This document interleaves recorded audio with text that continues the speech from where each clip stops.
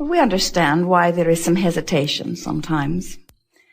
Because when your desire is new and fresh, it calls you in a different way, doesn't it?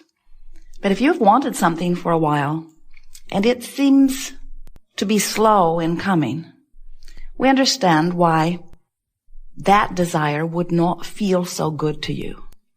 A desire that is believed or expected feels so life-giving, while a desire that feels like it is not coming, or like it has not come, or like maybe it may never come, those desires are not as pleasant. And the trouble with that distinction is that you can't have some desires that are answerable and some that aren't. In other words, you can't say some desires are appropriate and therefore will be granted, and other desires are inappropriate and therefore will not be granted. In other words, you can't have it both ways. When you ask, it is either given or it isn't. When you ask, the answer comes forth or it doesn't. But what we want you to understand is that everything that you ask for is always answered. When you ask, it is always given, every single time, no exceptions. So, if you have desires that feel as if they are unanswered, it is not because they are not being answered. It is because there is something happening in your vibration that isn't letting them in. And that feeling of freshness or exhilaration that is present with some desires, and that feeling of discouragement or disappointment or worry or even fear that is present with other desires, those emotions that you feel are the telling distinction that you want to be focused about. In other words, every desire is answered, but if it feels fresh and exhilarating to you, you're letting it be answered sooner. If it feels like discouragement, or if it feels like fear, or if it feels like frustration even, then there is something going on in your thinking process that is hindering your reception of what you're asking for.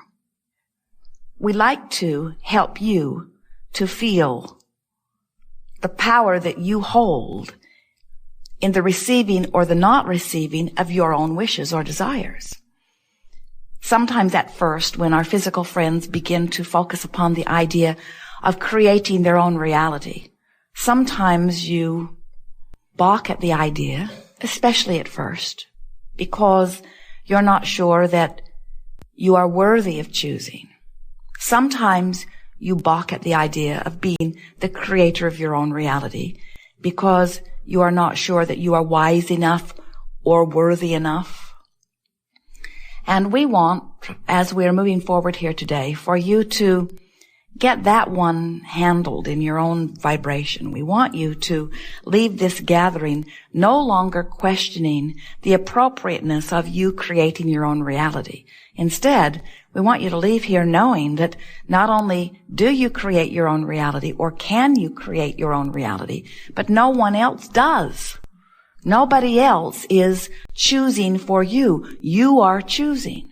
We want you to go with the flow. You've heard the expression, go with the flow. And we want you to realize that in the ultimate sense, what going with the flow means is going with the flow of the ideas that this time-space reality has helped to give birth to within you. In other words, if this environment has inspired the idea within you, it is our promise to you that this environment can fulfill that desire completely. You could not want it if you could not have it or be it or do it. It's not possible. The idea that you have dreamed it means that it can be yours. In fact, we would like to say to you, it means that it must be yours. But you've got to get in sync with your own desire, which means you got to go with the flow of your desire, not against the flow of your desire. How do you know when you're in the flow of a desire? It feels wonderful. It feels like passion. It feels like enthusiasm. It feels like the next logical step. It feels like well-being. How do you know when you're not going with the flow? It feels like frustration. It feels like irritation. It feels like aggravation. It feels like fear. It feels like anger. It feels like suffocation. In other words, when you're not going with the flow of what? the flow of well-being. How do we know it's the flow of well-being? It's the only flow there is. There is only a stream of well-being. You can let it in or not. If someone presses a pillow to your face and you feel deprived or suffocated from the oxygen, do you say somebody has shut the valve off for the whole world? Do you say something has happened and the air that I breathe has been siphoned from the atmosphere and now we all will be suffocated? Or do you say something is going on with me personally that is keeping me from being in the flow of oxygen? There's no source of sickness. There's no source of poverty. There's no source of bad stuff. There's no source of that sickness or stuff you do not want. But there is you, without meaning to, achieving vibrational alignment with how things are instead of with how things are desired. In other words, if you look into some poverty-ridden region or into some shadow in your body that you call illness or into your checking account that seems to be without funds, and you pronounce, this is my current view of reality, what you're actually saying is, this is, of all the myriad of opportunity to focus that is provided for me here, this is what I'm choosing to give my undivided attention to, and therefore this is what I am choosing as my vibrational basis for now. And you can tell by the way you feel whether this choice is going with the flow of well-being or whether, for now, you've got a pillow over your face. So, we want, in the hours that are before us, to help you to realize that you are the creator of your own experience, which means you are the author of your vibration, which means you can control with much less awareness than you have perhaps formerly thought what your vibrational output is on every subject, which means you can control the manifestational input on every subject. In other words, you can control who you rendezvous with in traffic, who you rendezvous with in restaurants, who you rendezvous with in telephone calls. You can control the functioning of your body, the longevity of your body, the flexibility of your body, the clarity of your body. You can control the financial influx into your experience. You can control the people who will come to assist you. In other words, you, only you, are the creator of your own reality. And so we would like to help you to acknowledge, at least as a first step here today, that you want to be the creator of your own reality. Because until you acknowledge, yes, I want to do it, then everything that we will say here today will be sort of irrelevant to you. If you don't want to be the creator of your own reality, then we can't really help you here, but we encourage you to stay anyway because you are the creator of your own reality. So whether you know it or not, whether you want it to be that way or not, that is the way that it is. And it is ever so helpful to start relaxing and trusting yourself a little more and saying things such as, well, I am the creator of my own reality, and while I'm not very good yet at being the creator of my own reality, I like the idea at least that I'm the creator of my own reality, and I'm going to start paying attention to the way I feel so that I can start being more the deliberate creator of my own reality. We would like you to begin saying, it is important to me to be aware of how I feel because the way I feel is my indicator of what I'm doing vibrationally. Do you understand that? That your vibration is indicated to you through emotion. Everything around all of us, whether you are physically focused as you are or whether you are non-physically focused as we are, and really there's very little difference between the two, you are full of those like us. In other words, you cannot separate yourself from the non-physical energy and consciousness and awareness and joyousness and intelligence and willingness and helpfulness. That is us. In other words, you can't get rid of us. You can't shake us off. You can't feel bad enough that we ever go away. You can feel bad enough that you don't acknowledge that we're there. You can feel bad enough that you don't hear what we have to say. You can feel bad enough that you don't have the benefit of our presence, but you can never shake loose of your connection to source energy. It can't be done. You are flesh, blood, and bone beings, but you are more vibration than anything else. And the vibration of your being is your point of attraction. It is the signal that is always being answered.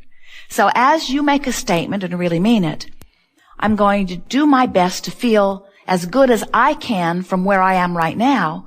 That statement is fabulous. That statement is good enough, because what you're saying is, I'm going to reach for the best feeling thought I can find. And if you reach from depression and you find a thought of anger, have you ever done that?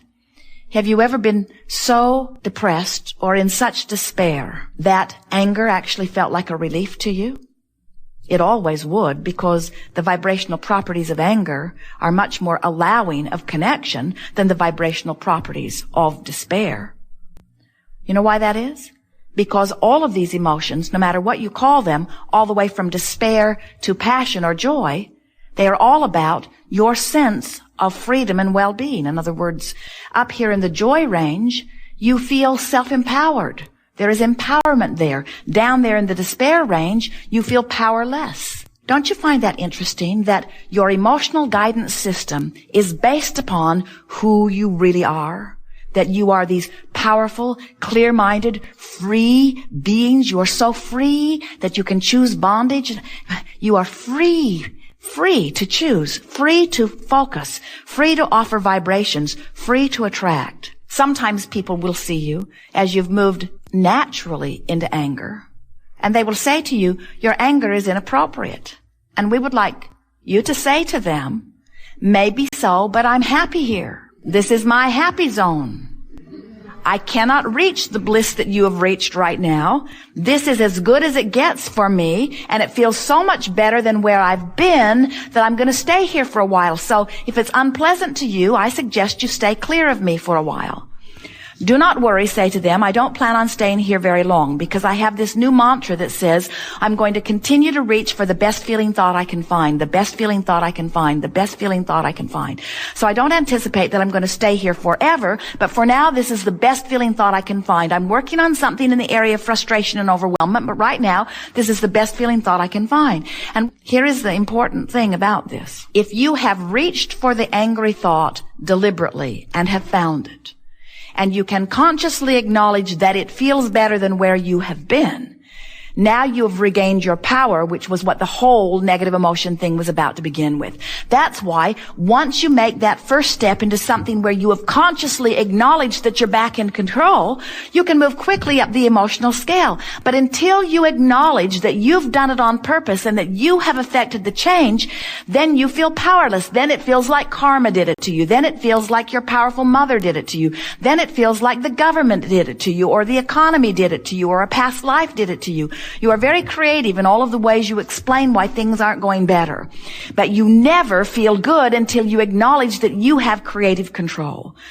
The key to this moving up the emotional scale, in fact, it's such a wonderful exercise that we call it moving up the emotional scale. The key to it is reaching for the feeling of relief. There is allowing and there is resisting. And in leaving resistance behind, you find allowing. But the physical, visceral sensation of leaving resistance behind is a feeling of relief. So every time you feel just a little bit better, you have left behind a little bit of resistance. And every time you leave just a little bit of resistance behind, you are allowing more of the things that you've been asking for. So all of those things that have been held in vibrational escrow for you, we're not kidding you. Every time you've been in a situation where contrast has caused you to offer a preference, even if you didn't know you were offering the preference, you didn't speak about it, or you didn't write it down, you didn't say, I have a goal. Every time contrast produced preference within you, it preceded you vibrationally. And non-physical energy, non-physical beings like Abraham, like your inner beings, non-physical beings focused upon the rocket that you launched and are imagining it coming to fruition for you. So there is a pre-paving energy vortex that extends out before you, and it is full of all of the things that you want.